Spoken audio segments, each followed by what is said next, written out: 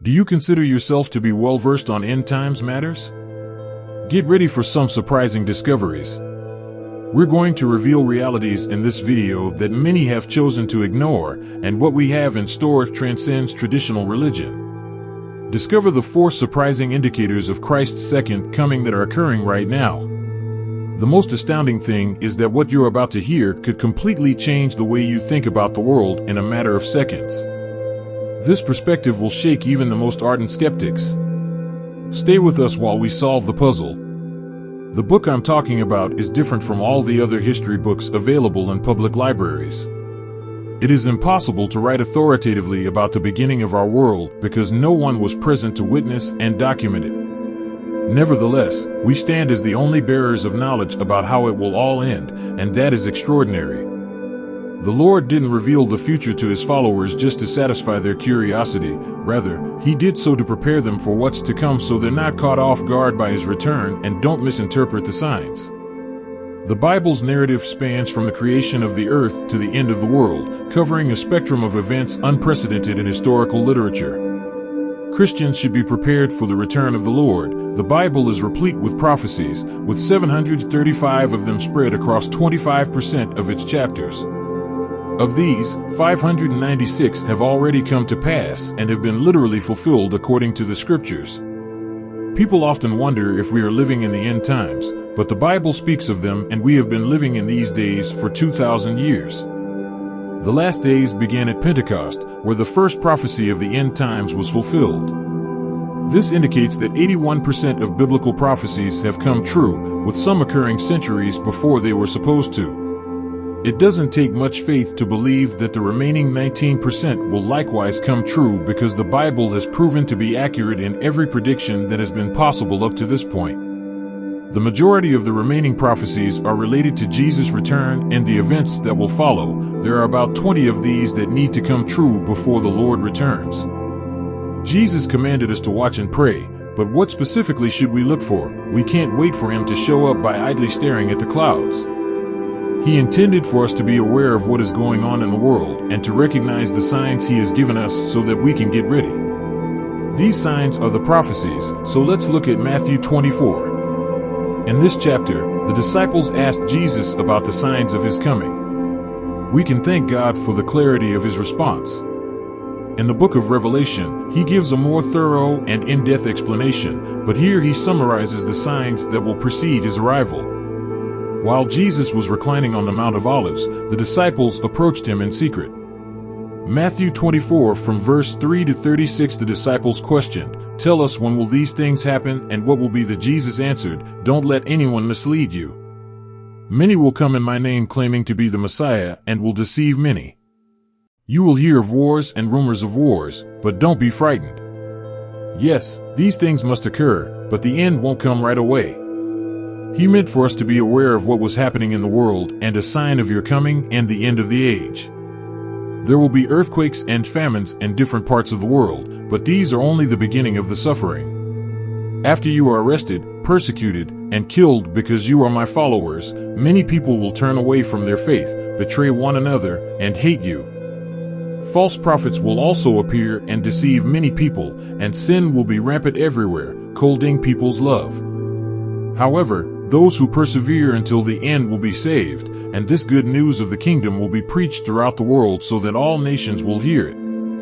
Reader, take note of what Daniel the prophet said about the sacred object that causes desolation standing in the holy place. After that, people in Judea must flee to the mountains. A person on a rooftop cannot enter the house to retrieve anything, and a person in a field cannot return, not even to retrieve a coat. How terrible those days will be for expectant mothers and nursing mothers. Please pray that your flight won't occur during the winter or on the Sabbath. There will be more suffering than at any other point in the history of the world, and it won't be that way again. In fact, nobody will escape that period of calamity unless it is shortened.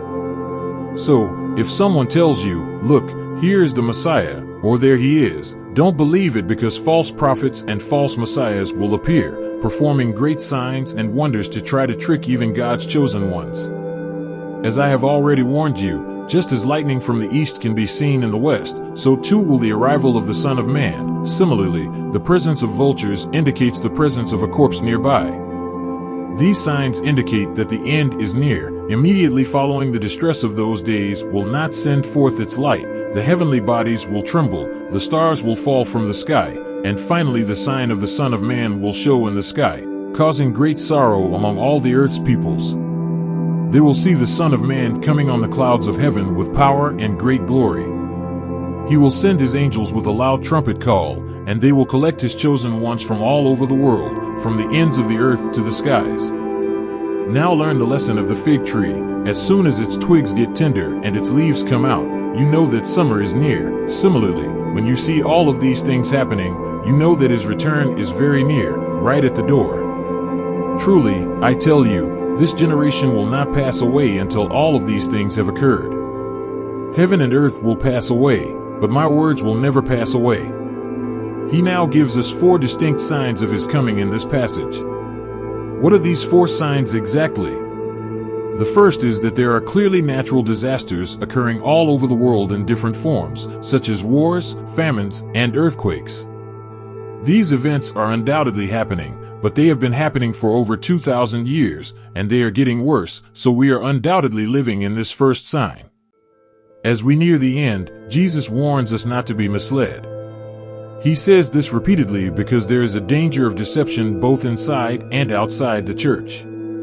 In this case, he is referring to false messiahs and Christs who take advantage of the chaos caused by natural disasters to pose as saviors. There are well-known instances of people posing as saviors and leading others to desolate areas where tragic events occur. The more problems there are, the more false liberators will appear.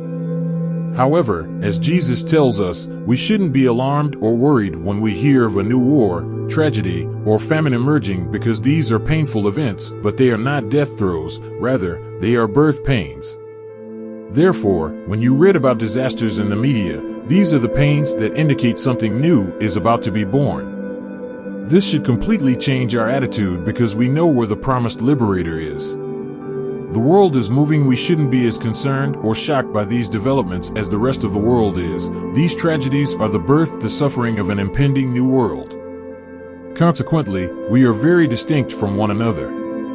Jesus' advice to us would be to not panic or be disturbed, but rather to rejoice and say that these are all signs of something new. In summary, we have sympathy for those who are suffering from disasters, and we hope that we can express this by helping, but in our hearts we are not alarmed, hopeful, and we are looking forward to the birth of a new world, so we are not discouraged or depressed by all the troubles in the world. Occurrences. The second indication of his arrival is not in the world, but rather in the church. Worldwide tragedies are the first indication of his arrival, while the church itself is the second indication. He split the first indication into 3 parts. He also splits the second sign into 3 components, all of which take place inside the church, including wars, earthquakes, and famines. This is a very depressing sign. The big surprise in the third part of the sign is that the gospel will be preached to all racial groups. That is precisely what Jesus is implying false prophets can accomplish. The first part of the sign is persecution. We will be hated in all nations. The second aspect of the sign would be a significant reduction in the size of the church. The love of many will grow cold as the entire church is under strain. Many nominal Christians, if not all true Christians, will leave under the burdens of universal persecution. Their message is one of consolation. It's all right, this won't happen now. Jesus advises us to keep going and resist giving in to these false prophets. Those who persevere until the very end will be saved when this sign materializes, which is when the world rejects the church in its entirety. This is Jesus' counsel to all Christians. Why should it be this way? The answer is that, just as wheat and tears grow together, tension between them increases as they get closer to maturity. As a result, it's normal for Christians to feel a lot of pressure at the end because Christians are social misfits. Our citizenship is in the heavenly realms, not this world. In this passage, John 15 verse 19, Jesus alludes to the prophecies of Daniel. Daniel refers to a character in his prophecies known as the abomination of desolation. Daniel mentions this 3 times. What does all this mean? What's the big deal? It concerns a human being, a man who establishes himself in the very city. The world hates you because I have chosen you out of the world. It's not pleasant to be scorned. Then Jesus says that this will be followed immediately by the 4th sign of his coming, which will let us know when he is coming and prepare for it. There won't be any danger from false prophets or false messiahs, and it will happen very quickly. Instead, all natural light will be turned off, the sun will darken, and the stars will fall. Many prophecies of this can be found throughout the Bible. According to Isaiah, the heavens will roll up like a scroll, dissolving all of the stars. The heavens will roll together like a scroll, and all of the stars will fall like withered vine leaves or shriveled figs from the fig tree. People may wonder what's occurring and what's going on when natural light disappears and only artificial light remains to enlighten the earth. That's it at this point. Christians will cry, the sun, stars, and moon will stop shining right before this happens. God turns off the lights of heaven to prepare for the brilliance of the lightning that marks his return. Then, God returns to earth on clouds, and we meet him there, rather than in an earthly stadium, because none exists that can hold such a large crowd. Isn't it an amazing prospect to see all of these things and know that he is about to enter? Here is where many Christians have strayed from Jesus' straightforward statement about a fig tree. He states, take a cue from the fig tree, as its leaves emerge and its branches become brittle, summer is approaching. The fig tree is a common metaphor used by Jesus in his teachings. When you see it doing this, it indicates that summer is approaching. Similarly, when you notice these 4 signs, you'll know that summer is approaching. Jesus is telling us that when you notice all these events happening, you'll know we're here. We have examined some incredible signs together, but there is still much more to discover. Please subscribe, like, and comment to help us grow our community. Join us on this continuous journey of mystery and discovery. Sadly, many people have misinterpreted this as an allegory. See you in the next video.